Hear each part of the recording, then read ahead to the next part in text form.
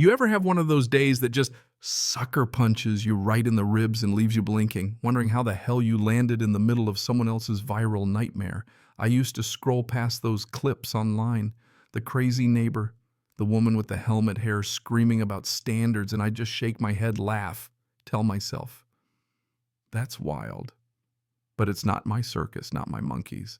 But let me tell you, the day a barber crawled straight out of my phone screen and set up shop in my backyard, well, that's the day all that changed. For me, for my wife Naya, for our 10-year-old son Leo, that's the day the story stopped being funny. It started on one of those rare golden Saturdays. You know, the kind sun-shining breeze, just right, world feeling lighter for once. We'd been in this house 3 months, our so-called dream home, in a neighborhood where the lawns looked like golf greens and the street signs all sound like old money. We worked hard for this, no silver spoons, just late nights, overtime, counting every penny, till we had enough to buy Leo a backyard big enough for soccer and summer cookouts. This place was our proof that we'd made it. For me, though, the real trophy was the hot tub out back. I know sounds silly, a grown man getting emotional about jets and bubbles, but when you grow up sharing a bathroom with 5 other people, that little pool of steaming water feels like the American dream itself. We'd barely used it, always too busy unpacking or chasing after Leo. But that day I finally said, nope, today's the day. Nia in her sun-bright swimsuit, Leo in his superhero trunks, me grinning like an idiot in green swim shorts. We were the picture of a happy, if slightly ridiculous family. We slipped into the water, and for a few precious minutes, the world outside faded to nothing but laughter and warmth. And then, yeah, here it comes. The shriek, "Excuse me, what do you think you're doing?" cut through the sound of the jets like a blade.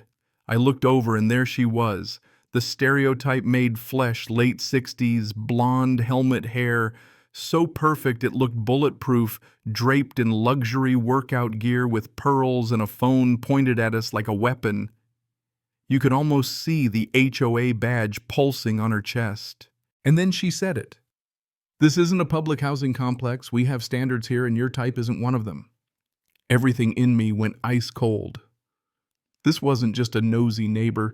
This was a declaration of war right there over my own fence.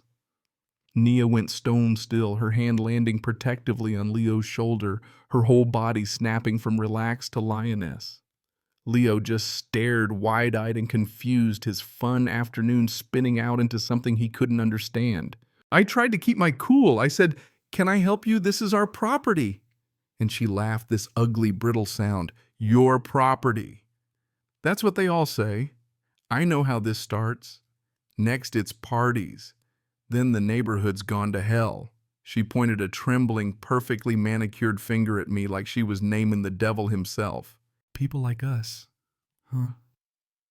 I knew exactly what she meant. I looked down at my skin, at my family's skin, and I knew, yeah, she saw more than just new neighbors. She saw everything she hated wrapped up in one happy family. Nia found her voice first. Calm, but steel underneath. "Ma'am, we are the owners of this house. We're sitting in our hot tub with our son. We're not having a party and there's no loud music. You must be mistaken. You'd think that would do it right. That maybe she'd walk away, mutter about kids these days and disappear. But she just got louder, wilder, waving her phone, shrieking, 'I'm on the HOA board. I know what I see, a threat to this community.' She was making a spectacle, her rage so thick it felt like it was burning the air. She called the cops right there in front of us, spinning this wild story about vagrants who'd broken in, about us being aggressive and threatening. Leo buried his face in Nia's side, the water not warm anymore, just cold. This woman was poisoning my son's sense of safety in the one place he was supposed to feel untouchable. I stood my ground, voice low. "You're lying. You're filing a false police report. You need to leave our property line right now." She just smiled triumphant and kept up her play-by-play for the dispatcher. "He's agitated. He's on drugs, I fear for my safety. Building a case with every syllable, trying to paint me into the box the world's always ready to shove me in." So I did what too many of us have learned to do. Sat back down, hands visible, let Nia and Leo go inside, waited. I'll never forget the sound of those sirens supposed to mean help, but all I heard was a countdown. Cops showed up, guns drawn, voices sharp. Barbara, the name just fit, her wailed, "Thank God you're here." He broke in. He threatened me. The older cop at least looked at the scene and saw something wasn't adding up. Toys in the hot tub, towels, family photos through the sliding door. I gave them everything, deed, utility bill, ID, while the younger one clutched his gun, eyes darting, waiting for me to prove his suspicions right. Nia came out, regal fierce proof in hand. The older cop checked the documents, sighed, and finally turned to Barbara, voice heavy with frustration. "Ma'am, this family lives here. These documents confirm it." She stammered, trying to rewrite the laws of nature, desperate for the world to stay exactly how she wanted. But they can't be. They don't look like they belong here. The officer, patience running out, warned her. "You're dangerously close to filing a false report. Go inside and let these people enjoy their afternoon." She left, but not before shooting us a look that promised, "This isn't over." And she was right. The next morning, there was a letter from the HOA signed by Barbara herself, accusing us of unauthorized public gatherings and excessive noise, $200 and a threat of more fines. The neighborhood watch had turned into a private militia, and we were enemy number one. We spent that Sunday drafting our response, calm and thorough. Described the public gathering as me, my wife, and our son. Pointed out the only excessive noise was Barbara screaming racist garbage over the fence. Attached the police incident number. Demanded the fine be dropped and action taken against her harassment. Barbara wasn't just fighting us face to face anymore. She started working the neighborhood, poisoning the well. Some folks ignored us, but our neighbor Tom pulled me aside. "We know how she is. You're not the first, but you can imagine, not everyone's buying her story." Encouraging, but then Nia got the cold shoulder from another neighbor, someone pulling her dog away with a comment about diseases loud enough for the whole block to hear. Then came the camera in Barbara's window. The little red light pointed right at our backyard. She'd declared war surveillance style. Nia said, "This isn't an HOA dispute anymore. This is harassment. We're getting a lawyer."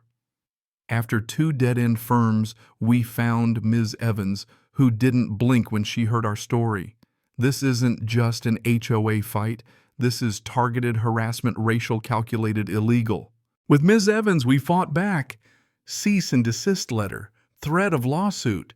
The HOA stonewalled, defended Barbara, even threatened to sue us for defamation. So we sued them, Barbara and the HOA together. The neighborhood turned into a powder keg, some folks waving, others glaring, news vans parked on the street, our lives dissected on the evening news. Barbara doubled down, reporting us for imaginary dogs, fake construction, every petty city code she could twist. The legal bills piled up. Leo, once fearless, grew anxious, withdrawn. Kids at school started whispering Barbara's poison, spreading even there. Nia and I hit our breaking point. Maybe we should just sell, start over. But no, that would let Barbara win. That would tell Leo and every kid who looked like him that hate gets to win. So we kept fighting. And then, plot twist, Nia's friend posted our story online. Support poured in, donations, messages, stories from people everywhere who'd faced their own Barbaras. The pressure worked. We beat Barbara in court when she tried to get a restraining order. Her lies exposed, her camera finally gone.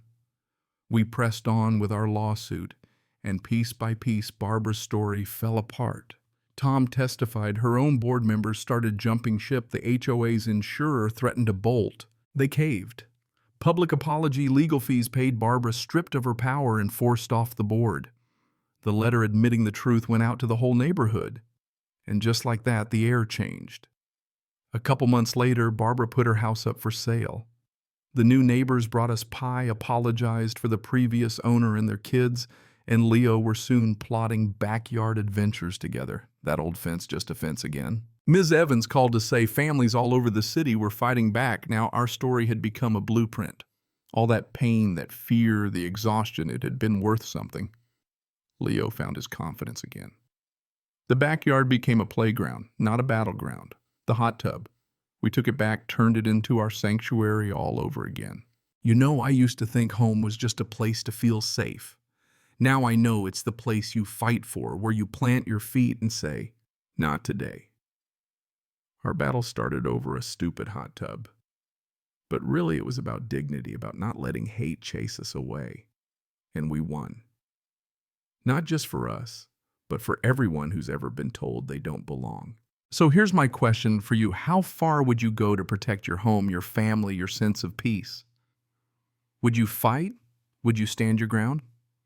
Drop a comment below. Tell me where you draw the line, or if you've ever faced down your own neighborhood, Barbara. Because if there's one thing I've learned, it's that the only fight that ever really matters is the one for your own small patch of happiness. And sometimes, just sometimes, the good guys win.